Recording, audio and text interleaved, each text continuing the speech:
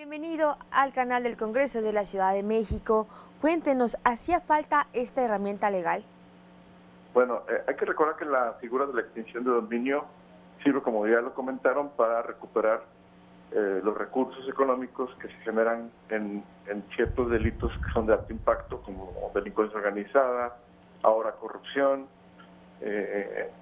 y otros de la misma naturaleza, de la misma gravedad. Ya existía la figura, desde el año 2008 se reformó precisamente la Constitución para estos efectos.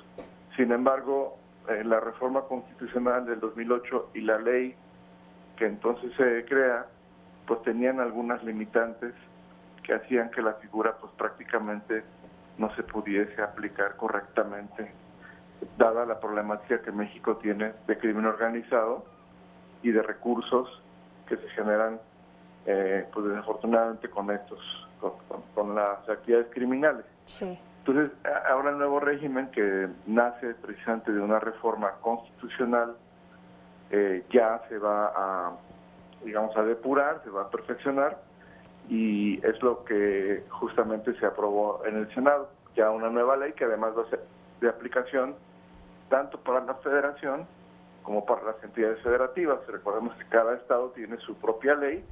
Ahora va a suceder que toda la legislación se va a unificar para hacer procesos pues más eficaces. Maestro, ¿esta herramienta se puede aplicar de manera retroactiva en actos de corrupción de pasadas administraciones? Bueno, hay que entender que esta figura tiene una corrección técnica, es decir, hay un estándar internacional.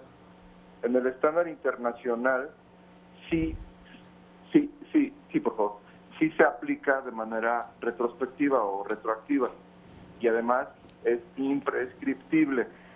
En la ley digamos, como quedó retomada el texto en la ley, sí se podría considerar que así queda. Yo en lo personal creo que es correcto. Ok. ¿Por qué? Pues porque México ha visto en los últimos años, sobre todo, los últimos 6 años, pues generación de actos de corrupción pues que han sido muy lesivos al interés nacional, y se han generado acervos muy importantes, tanto en gobierno, a nivel federal como estatal, incluso municipal, y no podríamos suponer que esta ley fuese un borrón y cuenta nueva, ¿verdad? Que hubiese una especie de ley de lo caído, ¿verdad? Así Yo, es. yo sí creo que tendría que buscarse esa aplicación. Claro que, y también hablando del crimen organizado, claro que hay que hacer un énfasis muy importante. Esta ley no es para cualquier caso. Esta ley es para grandes casos de crimen organizado y grandes casos de corrupción. Porque si se va a estar aplicando en pequeños casos, se va a distraer de lo que es su objetivo. Entonces, yo sí digo que se aplique de manera retroactiva, imprescriptible, pero para grandes casos.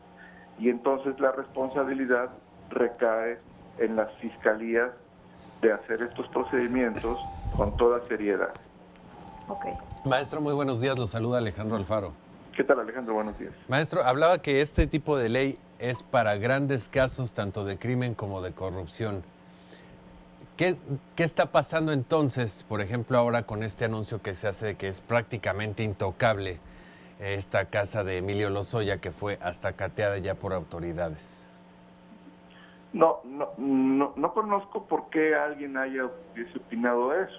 Yo creo que Porque entraría, ¿no? Después de esta legislación, pues sería... Sí, vamos, no conozco la experiencia de Emilio Lozoya, pero sí, desde luego, si se acredita la relación de ese bien, de ese inmueble, con los delitos que están en la ley, pues desde luego tendría que procederse. Lo mismo podríamos decir de los miles de millones de pesos que se documentaron, por ejemplo, en el caso de Veracruz, de Javier Duarte, ¿no?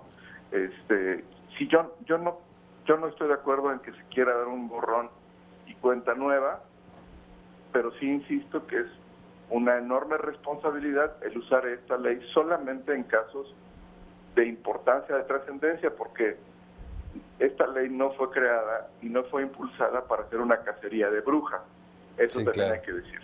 No, y bueno, también el objetivo de eliminar pues corrupción, porque imagínense pues todo el dinero en efectivo que se llega a decomisar al crimen organizado, ¿no? Claro. Valores en joyas, pues que empiece también a desaparecer desde el mismo No, en México padecemos una problemática muy importante en estos sentidos de que el crimen organizado pues tiene enormes ganancias, lo mismo la corrupción, el huachicoleo, por ejemplo, y Sí, por claro. supuesto que esta figura ha funcionado, ha incluso limitado la violencia en países como Colombia. Por eso es que es una figura que debe de aplicarse bien, porque sí funciona para eliminar la violencia, para poner orden ahora que vivimos un contexto de mucha inseguridad. Pero insisto, sin hacer cacería de brujas y sin hacer una aplicación, digamos, política de la misma. Sí, claro. Maestro, ¿sé que podrían existir riesgos de que se utilice facciosamente la extinción de dominio? Sí, por supuesto. A ver, vimos en la pasada campaña presidencial que una institución del Estado, como fue la PGR, se utilizó para atacar a un candidato, al candidato Ricardo Anaya. Entonces, y también ya había atacado a la candidata Josefina Vázquez Mota en el Estado de México. Y a nivel local también puede ocurrir lo mismo.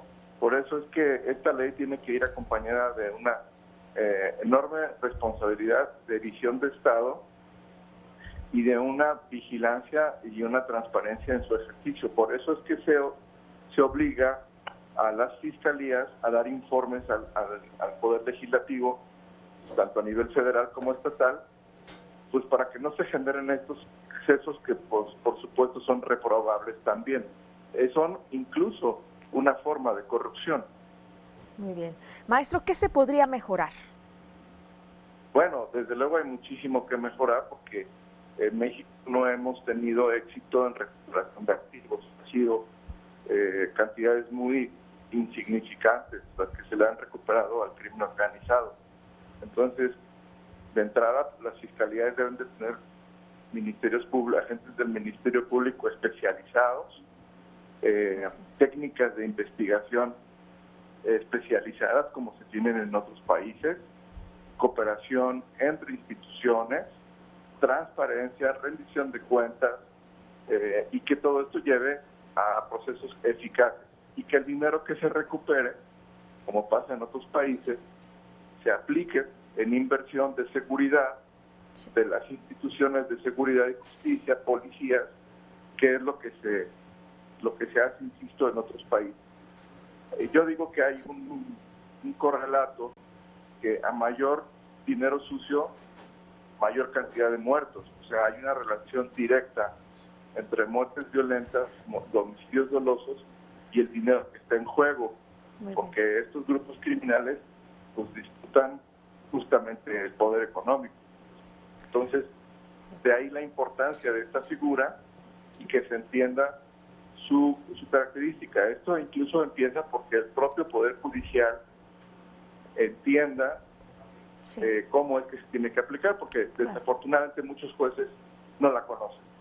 Maestro, por último, ¿se contempla en esta ley algún mecanismo de reparación del daño para víctimas de la delincuencia? Desde luego que es uno de los objetivos primordiales, que se cuenten con recursos para la reparación. Ahora ya no solo se habla de reparación económica, ahora se habla de reparación integral, que implica garantías de no repetición, atención psicológica, atención médica, y que la gente pues tenga lo que se llama el derecho a la verdad. Claro. Entonces, sí, desde luego que es uno de los componentes importantes y el Poder Legislativo tiene que cuidar que los bienes que se recuperen vayan a las víctimas y no se utilicen tampoco para gasto electoral, que, por ejemplo, hemos visto que pues hay políticos que quisieran que más bien eso se fuera a reparto electoral. Pues eso también tendríamos que prohibirlo, ¿verdad? Claro. Maestro Jorge Alberto Lara, especialista en temas legislativos, muchas gracias por conversar con nosotros esta mañana aquí en el canal del Congreso de la Ciudad de México. Si nos lo permite, más adelante lo estaremos buscando.